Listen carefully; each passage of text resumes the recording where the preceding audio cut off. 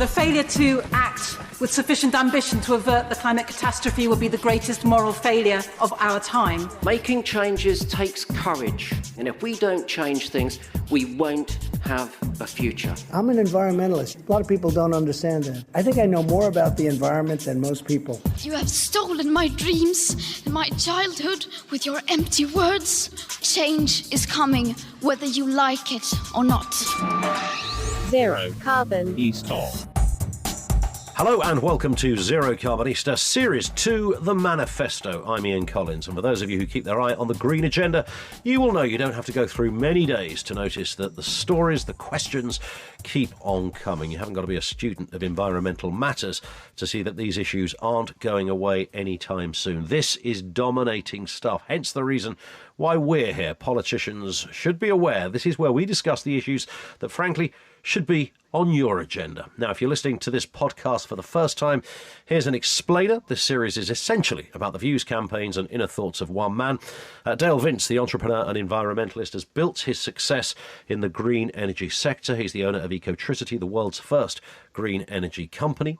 He's also the chairman of Forest Green Rovers. And on each episode, as you might expect, we bring you those dominating issues from the biggest agenda on the planet right now, the environment and climate change. Dale, how are you, sir? Yeah, not too bad, thanks, Ian. It came around quick, didn't it? I don't know whose idea it was to do weekly, but it's quick. It's exciting. It's current, isn't it? It's that, and it's like getting the email from Netflix saying this has gone so well, we're going weekly.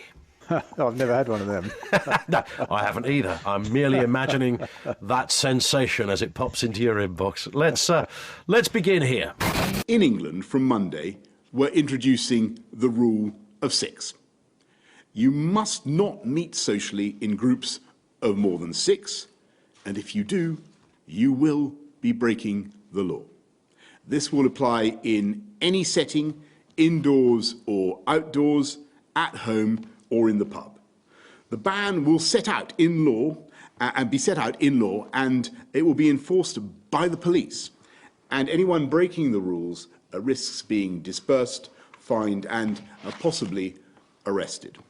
So they're the latest rules which came in today, Monday, if you're listening to this on the day of release. And this is the story that the global response to COVID-19 has barely made a dent in the causes of climate change, according to a major new report. While emissions of CO2 plummeted during lockdown, concentrations of the long-lasting gas have continued to rise in the atmosphere. What do we make of this, Dale? Yeah, it's interesting. The overall picture for 2020 looks like a 4 to 5% cut in CO2 emissions, which is not bad. But as somebody pointed out, we need that kind of impact every year for the next 10 years to really stay within the 1.5 degree temperature rise threshold. So we need a kind of virus scale impact on emissions every year for the next decade. I mean, That's nobody. A big ask. Yeah, it's a big ask. But I mean, when you look at the period from 2016 to 2020 is likely to be the warmest 5 years on record. I mean, this is not an insignificant factor in the story here. No, that's right. And concentrations of carbon in the atmosphere are continuing to climb, and they are higher than they've been in the last 3 million years. I think it's incontrovertible that this is man-made, driven by the Industrial Revolution. And, the 1.5 degree temperature rise that the UN and everybody have propagated as the kind of safe target for us is based on pre-industrial levels of temperature of the globe. It's industrialization that caused it, the burning of fossil fuels. And of course, the more this goes on, the opportunity to reverse becomes ever more difficult. Yeah, I read something today that said 2035 is the deadline. If we haven't got this under control by then, it will become irreversible, which is a little bit scary. Yeah. I mean, in terms of, nobody wants to see a global pandemic, but you might kind of think that if you can find positivity out of negativity, then this would sort of be the area that you might think governments are saying, OK, well, it has sort of given us, or should have given us, at least a peek into what can be done, what needs to be done. Yeah, and I think also it's given us a peek into the kind of disruption that nature is capable of bringing. I mean, it's been incredible disruption, and I think a lot of us just didn't believe that it was going to come, the lockdown as severe as it did, and all that kind of stuff. Climate change will be several orders of magnitude bigger than that if we don't get it under control. So I think it's given us a sense of what nature is capable of and how, we're not masters of the planet, actually, as well as you say, it's given us a sense of what we're capable of doing in response. As said before, I hope that we can carry some of that throughout the back end of this. The incredible sums of money that we spent fighting the virus crisis, we need to spend on the climate crisis, and the changes in our behaviour. We don't need to make them as dramatic. We just need to start to change how we live. What do you do when you're in a pub having a pint, you get chatting to somebody and they're a little sceptical about all of this? Because I get these kind of comments every week when I do a radio show and we talk about this stuff, and somebody will not just say, look, I don't believe this, I certainly don't believe the man-made component is responsible, and they also will send in graphs and all sorts of links to things and say, look at this, look, it was warmer in 1573 and then again in 1722, and as the world moved on, there's lots of these kind of peaks and troughs. And I look at the people behind the United in Science report, which is responsible for what we're talking about here, and that brings together some pretty big organisations, the UN, the World Meteorological Association. I don't think all those people are just making this up.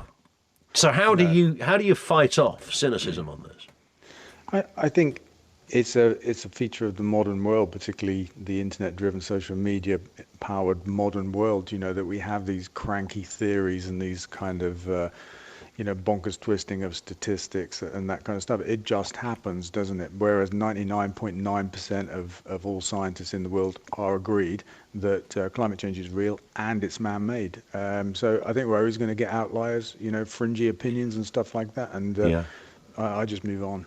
It's interesting because when you look at the study showed that the global lockdowns had an effect of greenhouse gases falling by 17%.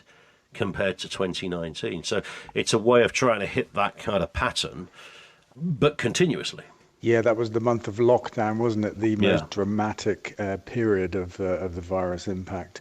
Overall in the year is 4 or 5%, and we only need to continue that for 10 years, actually, not the 17%. So it's not as bad as it was in, let's say, March. Sure. The kind of changes that we need to make. But, everything that we need to make these changes is with us, is in the world today. Renewable energy can replace fossil fuels in the way that we power our homes and businesses and in the way that we power transport. And we can change our diets because industrial farming is one of the biggest drivers of climate change on the planet, but we don't have to eat animals.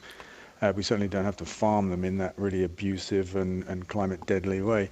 All of the change we need to make is possible for us and actually will be better for us in terms of our health and better economically. That's all in the book. And we'll come back to that, and it brings us on to this story. I don't think climate change was something that I was very concerned about. I was a little bit concerned about it, but it definitely wasn't something I thought about every day. Leah could have a big impact on the way we live our lives. She spends most of her time looking after horses, but a few months ago she received an invite to join the UK's first climate assembly. So there it is, the UK's first climate assembly. This has got to be good news, Dale. Yeah, I think it is actually, because the kinds of things these guys have come up with and the level of concern and focus that that they've shown exists in the general population is really encouraging. And they're on exactly the right kind of track. There's a suggestion of phasing out SUVs, taxing more polluting vehicles, that kind of stuff. These are exactly the kinds of things that government needs to do, to use the big levers of government, taxes, subsidies and regulations, to change how the world works. Yeah, curbing road building and using the pandemic to cut emissions, which we were just alluding to. What I thought was interesting about this came around, this citizens' assembly. It was set up by 6 government select committees. So these are cross-party groups of MPs, which comes back to what we've said a lot, doesn't it? That this doesn't have to be one political party driving this. And interesting, they picked 108 people. I know it's a small sample, but they were from all walks of life. So again, it sort of compounds that idea this doesn't all sing from one particular political hymn sheet. No, that's right. I think it should be an apolitical issue. It's about it's about the survival of our species at the most extreme end, but it's also about the quality and nature of life that we live, and it's about us recognizing that the current modern way of living, where we just run around burning everything we can find and throwing stuff away and polluting the hell out of the world, just isn't sustainable and is not very nice either. And it does in a way, when ministers are cagey or nervous about implementing something because they think, well, there's no public appetite for this, or this will scare people off, or they won't understand it. Although this is, it's just one assembly that's being set up, but, there's evidence there so that you can say back to those ministers, well, actually, if you look at the evidence from this, these were 108 people from all different backgrounds, and they came up with these ideas. So you can almost throw that back to ministers now. Yeah, that's right. I mean, the way I see it, there are like three sectors of society that need to act to tackle this crisis, and it is government on the one hand, business on the other, and people. People are the ultimate consumers of things, and so ultimately we drive all of the issues, but we're not in control of everything.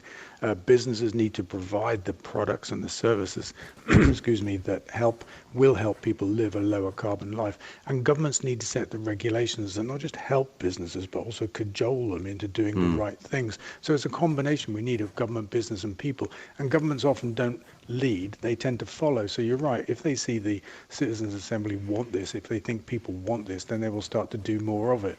And that will help encourage and cajole businesses to produce the right kinds of things that help us live more zero carbon lives. So it's a kind of teamwork that we need. Indeed. Let's move on to some questions. Frank on Twitter says, great news on Hector. Can I invest in Forest Green too? I don't have his money, but I'd like to show some support. Yeah, well, actually, I believe you can. I have to be careful because we can't advertise shares for Forest Green. I think there are some kind of financial regulations around that. But sure. If you get in touch as a club, we're able to sell shares to support some people as we did with Hector. So the answer is drop us a line. We need to. I've just realised, in kind of conventional radio terms, Dale, since we're doing this every week, we kind of need a sort of a sound effect, like a bugle, every time we mention the book. Oh, there's one. That's good. Can we hear that again? Yeah, that's what we need.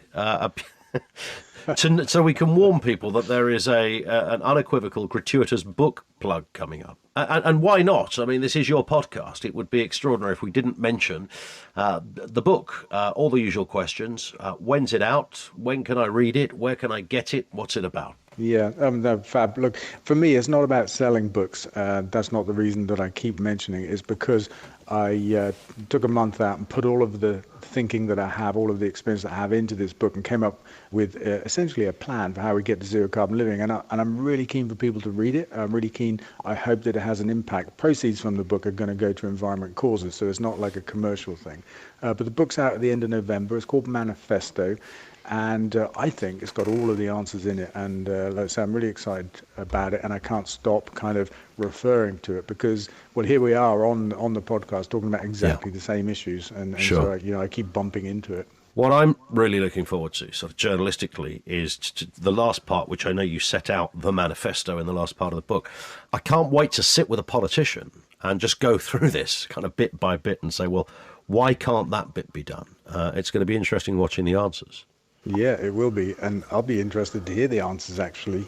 Yeah, and I'm just about to share this with a few politicians to see what the reaction is. And so far, having talked about it, there's a keenness to see it. So that's good work. Can we just hear the bugle again? There it is. Every time you hear that, book plug is on the way. This comes from Jenny on Facebook, who says, hi, Dale. Do the changes in lockdown rules mean we won't be able to get back to games in October? Yeah, what's happening there? Yeah, nobody really knows. At the moment, it looks like the pilot games that were planned for September will have a slightly reduced capacity, but will probably go ahead. And the current outlook is that we'll still have fans coming back in October. It may be less than was thought a week or so ago. But, it's a moving background. The background could get worse or it could get better before October comes, although, the kind of feedback I'm hearing is that it's likely to get worse. I hope not. But, rates of infection and stuff like that do appear to be spiking again. So there's a real risk that we don't get fans back, I think. Sure. But I'm guessing. We're all guessing. That's the thing. Even the government are guessing, aren't they? Yeah. You just hope that they were better informed when they're guessing than we are, but I'm not sure they are. Here's a headline. Californian wildfires make everything look like Blade Runner. This isn't good news. Yeah. It's the Siberian wildfires that worry me. I mean, they've just had their hottest period like ever, so hot that there are like flash fires in Siberia. I mean, that's a sign of just how bad things are. Yeah, that's not meant to happen, is it, really? I mean, I don't know I'm no meteorologist, but I've got a funny when you think of wildfires, natural or otherwise, then Siberia, in word association terms, is not really on the list. No, it's hot places, isn't it? Here's a question from Adam. New to the podcast, as an Arsenal fan, can you get us some decent vegan food on the menu, please? I can't get it unless I upgrade. What does he mean by upgrade? That I don't know, but maybe he means upgrade to hospitality, which would make some sense.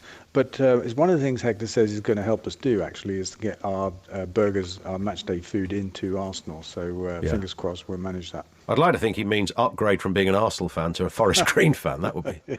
He might have meant that. He might have meant that, yeah. But that is deemed as a promotion in anybody's book, frankly.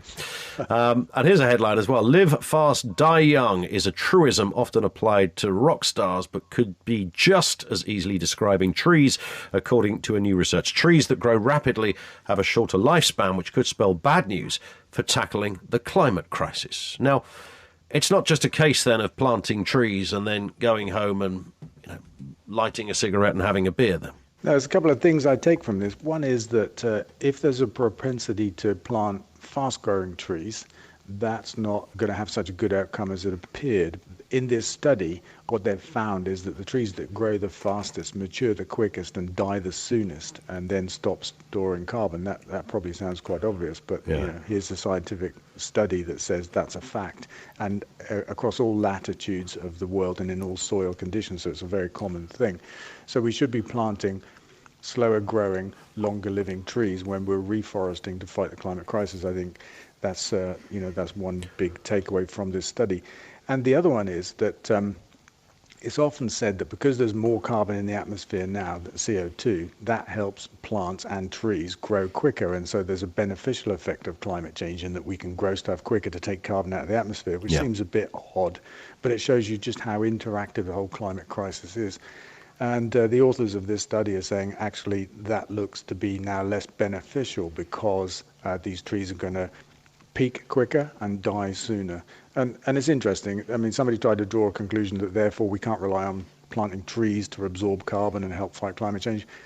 Somebody else said, no, that's not true. I'm with them. It's definitely not true. We just have to plant more trees and better trees. Yeah, and I guess I can sort of see almost the political pressure from politicians who want to just plant lots of trees so that in 5 years' time they can literally see the fruits of their seed. And look what we've done. So visually, the optics are great, aren't they? Look, it was once a barren field. Now it's full of flipping trees. Well, if they're going to die in 5 years' time, that's not really the spirit of planting the tree. No, except we could feed them to dracs, couldn't we? They like to burn trees. That's very true. That's very true. Here's one from Johan on Twitter, a final question. Is there a place I can find out about your speaking gigs, Dale? No. No. They're all a secret. Nobody's allowed to know. I'm just thinking out loud here, actually, because I kind of don't have any speaking gigs, but well, that used to be the case. But in this new world, I do have speaking gigs. They're all virtual. They're all done by Zoom or something like that. And I'm really enjoying that. And it's made a massive difference because I used to just turn stuff down like all the time because I wouldn't travel for it. To speak for an hour in London, you have to take a whole day out, for example. Of course you do. But what I found now is that I can just join anything, anywhere, just from my office. And so I am picking up a whole bunch of gigs. So Climate Week. I like the way when you say you could join anything anywhere, that means you could just pop up randomly on anybody's Zoom meeting. It's happening, but not quite like that.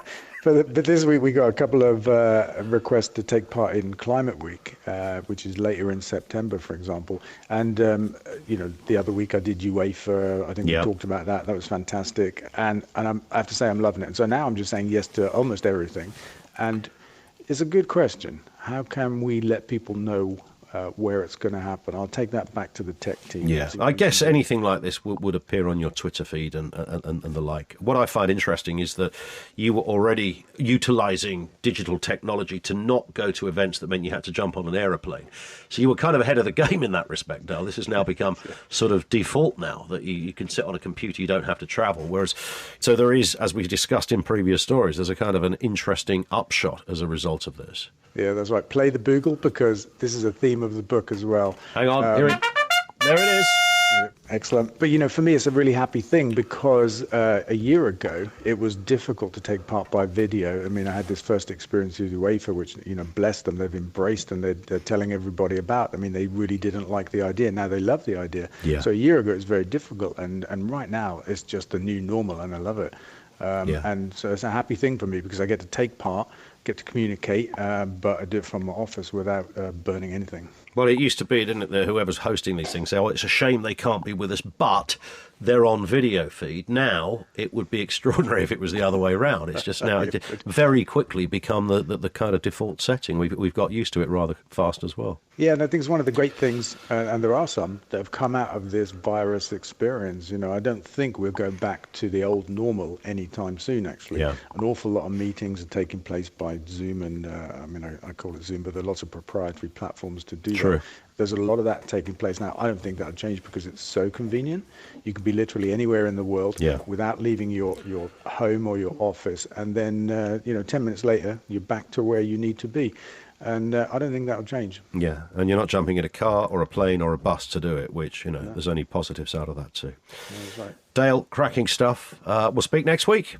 Yeah, it's going to come around quick, isn't it? I'm looking forward to it. It is indeed. That's it for this episode. Don't forget, of course, you can subscribe for free from your podcast provider, which means you'll get each weekly episode automatically. Do make sure that you leave a review on there as well. You can get in touch with us too by email, your comments and questions at zerocarbonista@ecotricity.co.uk. It's the email address. The really important bit, of course, is to follow Dale on social media. That's twitter.com/DaleVince, facebook.com/DaleVince. We'll see you on the next episode.